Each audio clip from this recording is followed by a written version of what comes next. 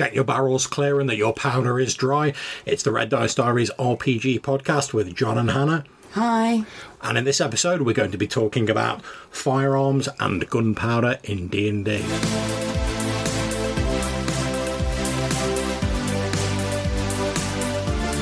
Okay, so in this episode, we're going to be talking about gunpowder in D&D.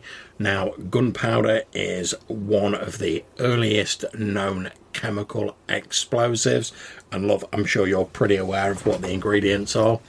Indeed, and if you want to fight a Gorn, you'll need them. Charcoal, sulphur, saltpeter, potassium nitrate. Yeah. Then you need a tube to put it in and a rock to fire.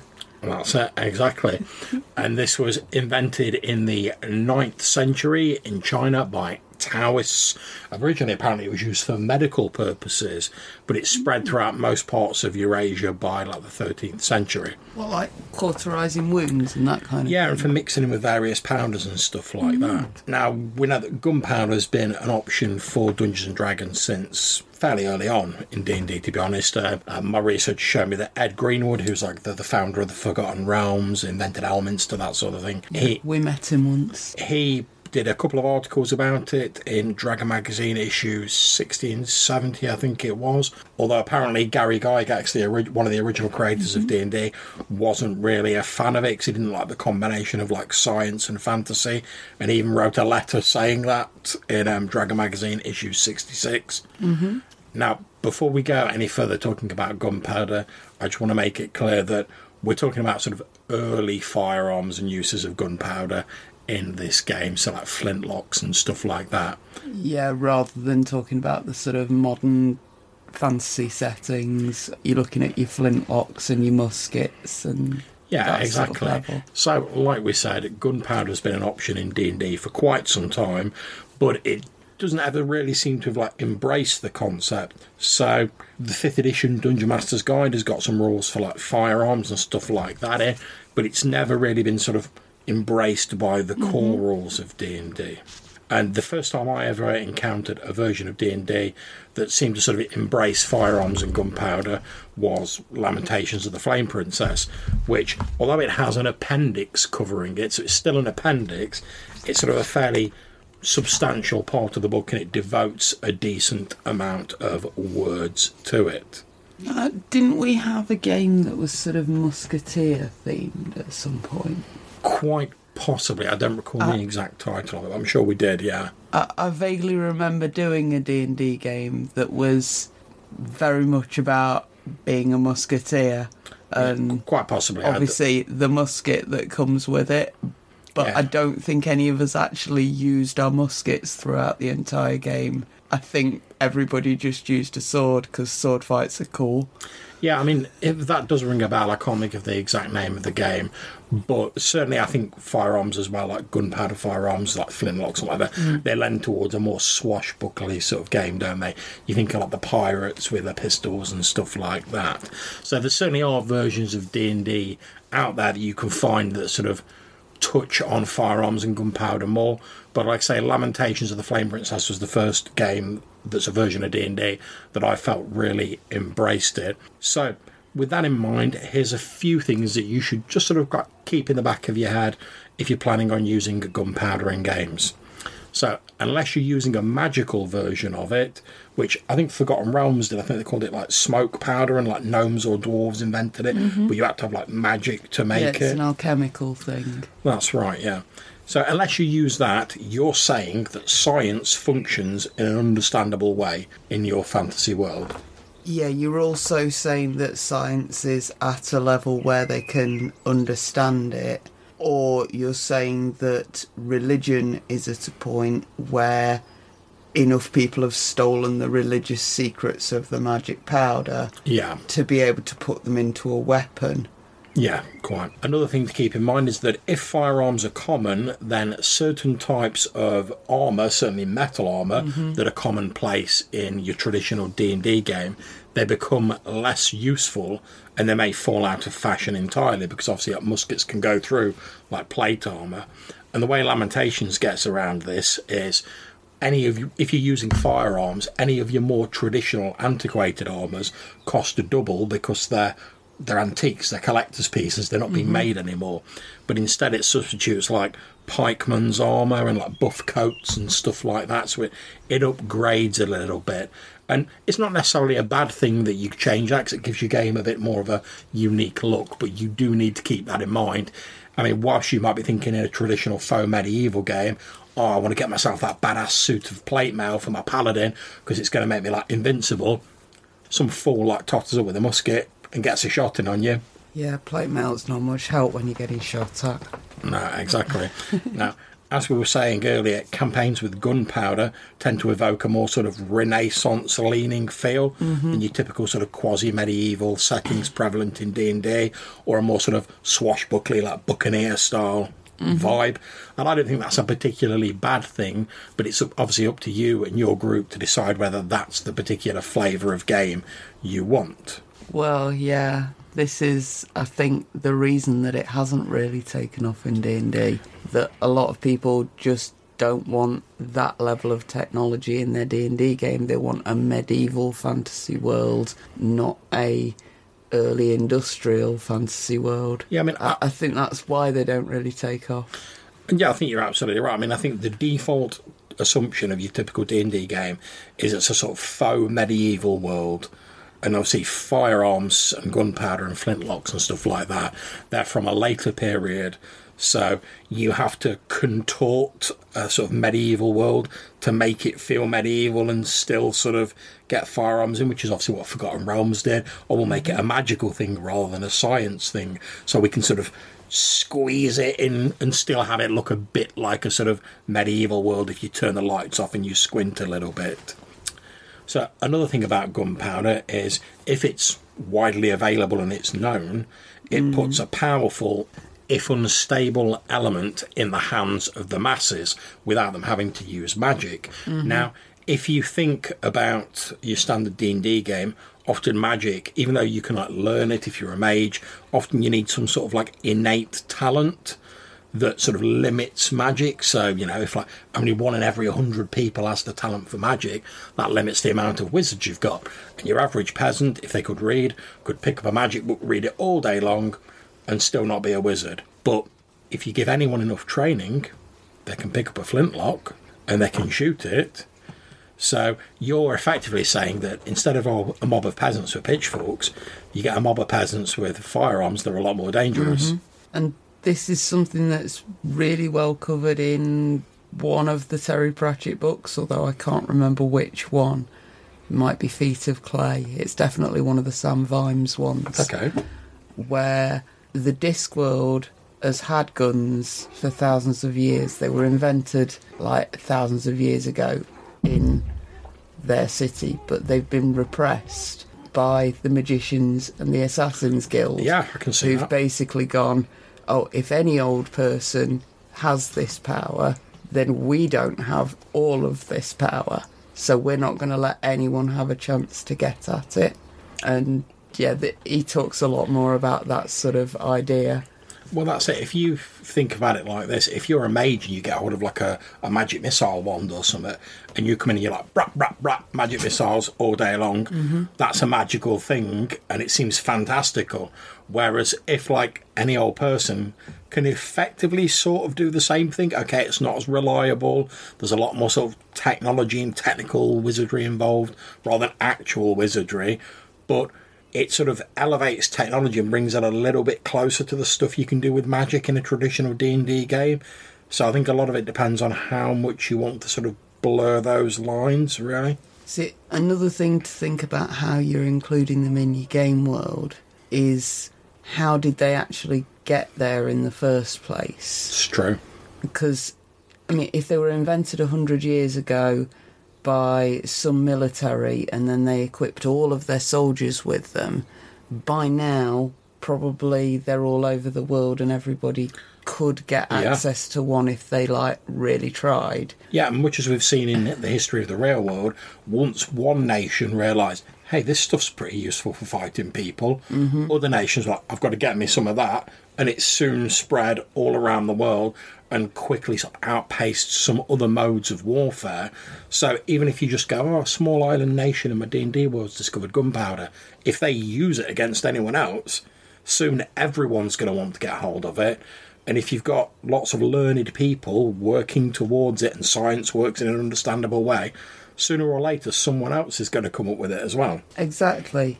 So if you take your soldiers onto a battlefield with any kind of a new weapon, then as soon as some of those soldiers get killed by the enemy, your new weapon is available to the enemy. Pretty much, yeah. At which point you're going to want to share it with your allies, and then they're going to use it against their enemies, and so on and so forth. And it's everywhere.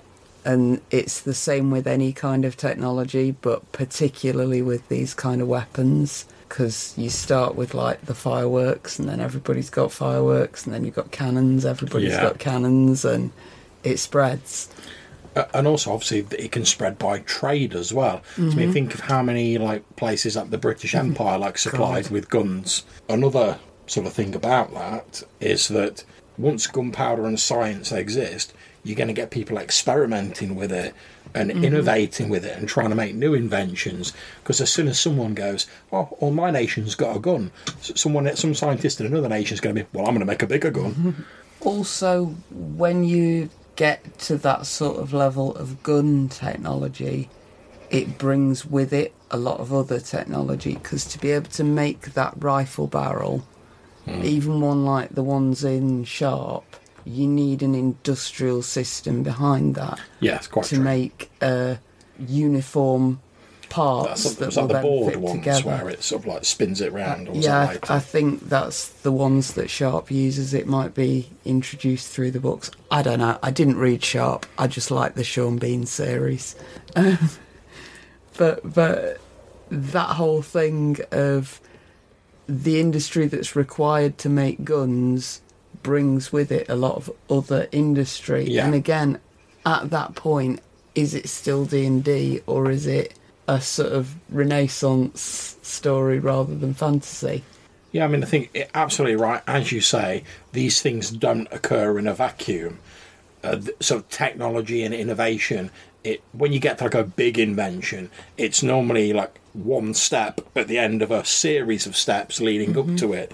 So like you say, you've got to have people to make the various parts of it, people to study the ballistics of it and stuff like that, whole new fields of science that can be developed and studied. So it's just, do you want to introduce this to your world? And I'm not saying you have to think about it in great detail, but it's worth keeping in the back of your mind. By the same token, if you didn't want it to be freely available all over your world, I could see how like some cult of assassins or some like cult of a god of war or a god of the forge, that kind of thing, might be able to come up with this technology and keep it just for them. Maybe that's actually what wizards are in your world, and everybody just thinks wizards have access to magic because they point at you with their wand and you're dead. There's also the idea we've seen in a few fantasy things of the sort of isolationist nation, like the sort of technologically superior nation, but that like keeps like an almost dictatorial control within its own borders and doesn't treat with people outside the borders unless it's conquering them. So maybe you could say, oh, like you were saying, love, maybe they keep a tight lock on their technology, but they send people out to kill people. I hate to say it, but that'd sort of get to be a bit much British colonial D&D. But by no means are we saying you have to do this, but it's all stuff worth considering. So to bring it back to D&D, on a sort of rules level, another thing you'll have to decide about is what classes are proficient with these weapons. So obviously we know certain classes, certain races are particularly good with certain weapons. Who's going to be able to use the firearms? Now you could say, oh yeah, it's the fighter, because the fighter's good with every weapon. But can a ranger use a rifle for like hunting or whatever? We know rifles are used for hunting. You've got to consider this. I mean, if you're not using a game with like defined proficiencies, it's not an issue, but... And then it becomes about whether the fact that the firearms are a great leveller between so many different like D&D groups, including your wizards, your assassins guild, whatever. If your firearms are there to be a leveller, then you need to give them the same to every class and race. Yeah, there's a concept in D&D that I don't know if you've heard of, like niche protection. And it's roughly the idea of that each class in D&D has their thing that they are good at. So you don't really want to have other classes that are also good at that thing, because then they're not needed. So if you have a cleric, their thing mainly in sort of traditional D&D, they're the healers. So if you bring in another class that is as good at healing as the cleric and can also do other stuff, why would anyone play a cleric? Yeah. It is the idea. I'm not saying I completely agree with it, but as you were saying, if firearms is like a leveller between non-magic users and magic users, if anyone can like fire blasts of sort of fire that can do damage, is that taken away from the wizard's class, or are the limitations of firearms in your rule systems enough to make sure that doesn't happen? So you've heard us talking about all those like potential pitfalls of firearms. Why would you actually use them in your D&D game? Now, I'm going to say, first of all, as a bit of a disclaimer, I'm an unashamed fan of using like flintlocks and gunpowder in games. And the real reason for me is, as Hannah was saying, I love the Sharp TV series as well. And I think such weapons are great fun. And I'd pretty much include them in every game if I could. And I don't find them too sort of upsetting of the game balance, because early firearms are quite temperamental. You've got to light your little cord, put it in, you've got to keep your powder dry. The ranges normally affect the accuracy.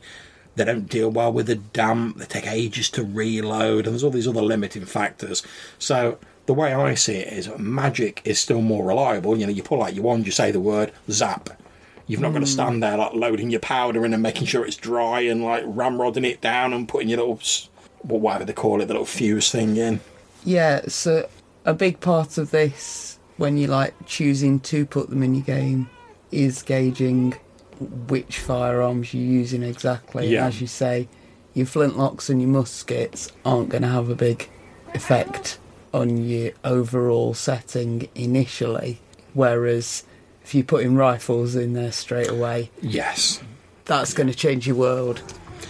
Okay, so what I'm going to do now is I'm just going to, because we talked about the Lamentations of the Flame Princess firearms appendix, and as an example of what I consider for me to be like the sweet spot of stuff to include in a D&D game, still capturing that flavour of like early firearms, but having enough limitations so that it doesn't overpower everything else. I'm just going to give you a list of a few things that are in this appendix. So for firearms, there's a pistol, an arquebus, and a musket. You can get a bandolier with like 12 shots of powder. Mm-hmm. You can get a firebomb, which is like a small sort of explosive.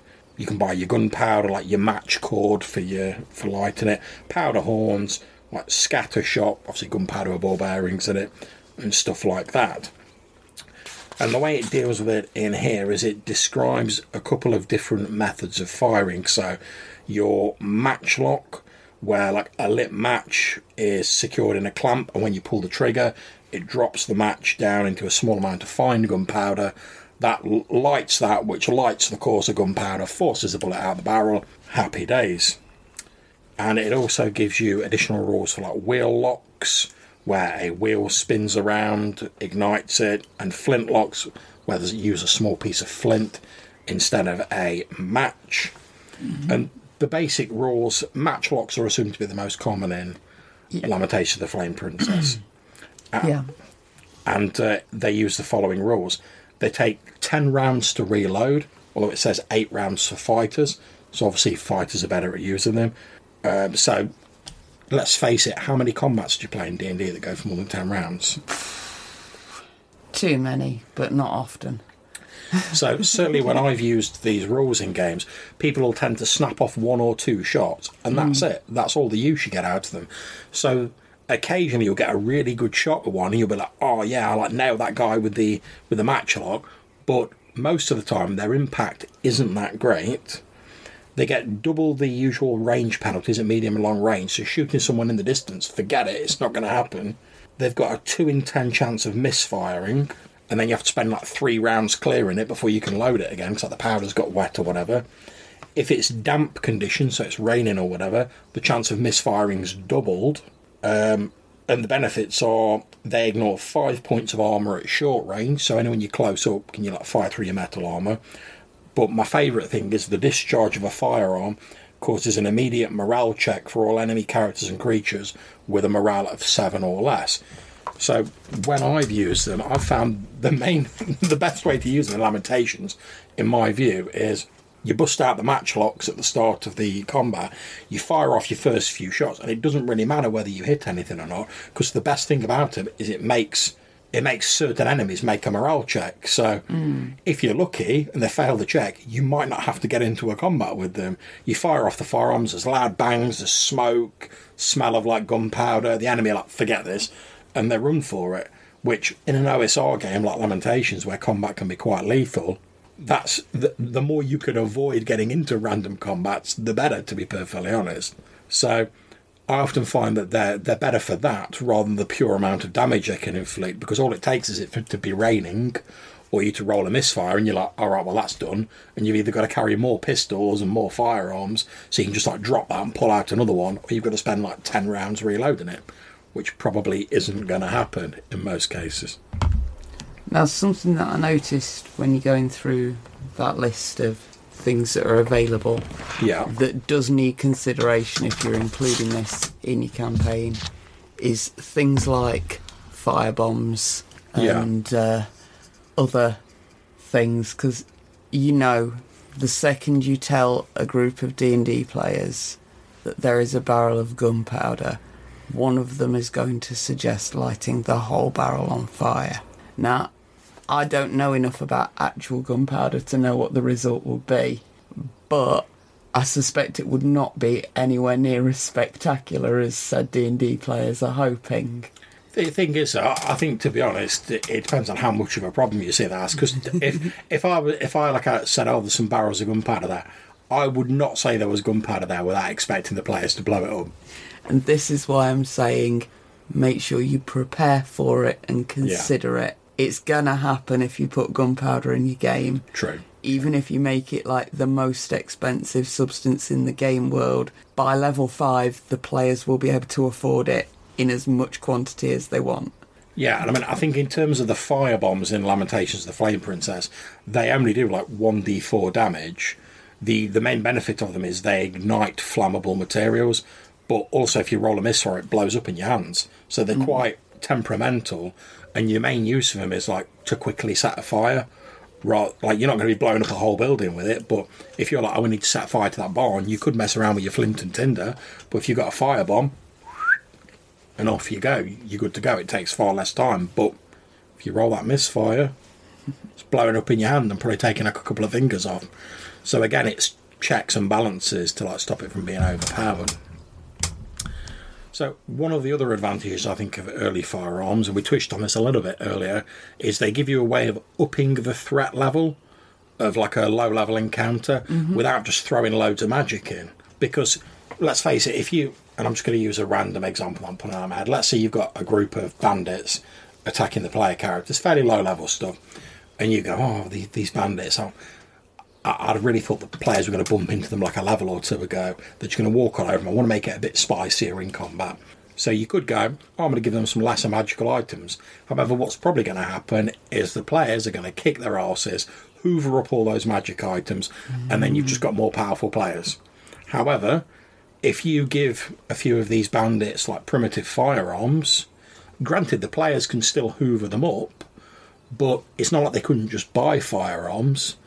But your bandits might only get 1 or 2 shots off with them, but you can bet if the players are like romping towards the bandits with their weapons drawn and they see a few of them pull out like muskets, it's going to give them pause for thought, and they might just get off 1 or 2 shots that maybe do a little bit more damage, but it just ups the threat level a bit without tipping the sort of rewards for like getting rid of those bandits over into like the ridiculous magic level.